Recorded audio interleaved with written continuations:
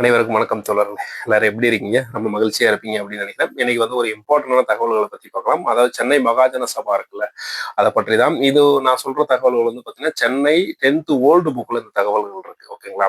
சென்னை மகாஜன சபா பார்த்தோம் அப்படின்னா 1884ஆம் ஆண்டு தோற்றுவிக்கப்பட்டது. ஓகேங்களா?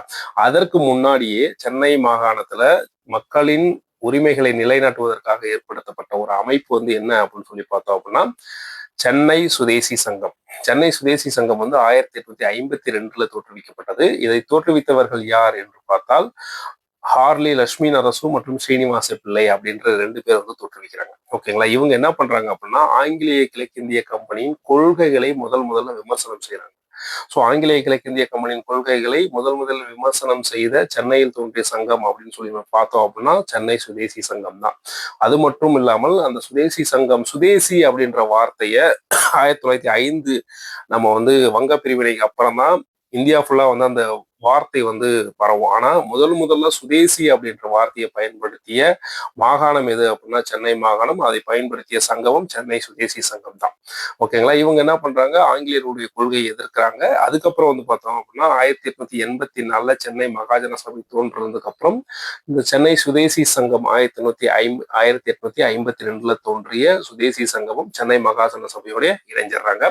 சென்னை மகாஜன சபையை தோற்றுவித்தவர் யார் அப்படின்னா எஸ் ராமசாமி முதலியார் மற்றும் பி ரங்கைய நாயுடு அப்புறம் பி ஆனந்த சாருலு அப்படின்ற 3 பேர் தோற்றுவிக்கிறாங்க. இதுல பி ரங்கைய நாயுடு சென்னை மகாஜன சபையோட தலைவராகவும் பி அனந்த சாருலு அப்படின்ற ஒரு செயலாளராகவும் என்ன பண்றாங்க, செயல்படுறாங்க.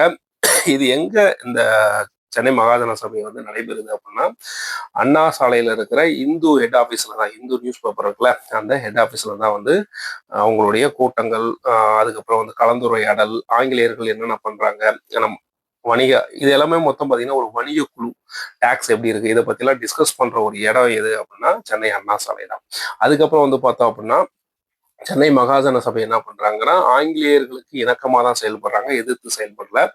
1895 அதாவது 1884 சென்னை மகாஜன சபை தோற்றுவிக்கப்பட்டது இல்லையா? அதுக்கப்புறம் 1895 டிசம்பர் மாசம் இந்திய அரசு பிரதிநிதி அப்படின்னு எல்ஜின் பிரபு அப்படின்றவர் சென்னைக்கு வராரு. ஸோ இந்த இந்திய அரசு பிரதிநிதி அப்படின்ற வார்த்தை எப்ப தோற்றுவிக்கிறாங்க அப்படின்னா 1858 சிப்பாய் கழகம் நடைபெறுதுல, அந்த கழகம் முடிந்த பிறகு இந்த இந்திய அரசு பிரதிநிதி அப்படின்ற ஒரு முக்கியமான ஒரு இந்த டைட்டில தோற்றுவிச்சாங்க. அதன் அடிப்படையில் தான் இந்த இந்திய அரசு பிரதிநிதி என்ன பண்றாரு, சென்னைக்கு 1895 வராரு. அப்போ வரும்போது சென்னை மகாஜன சபா 1884 தோற்றுவிக்கப்பட்ட சென்னை மகாஜன சபா ஒரு வரவேற்புரையை வழங்குறாங்க. ஆனா அது என்ன பண்றாரு, எல்ஜின் பிரபு ஏற்கிறதுக்கு மறுத்துறாரு. ஓகேங்களா?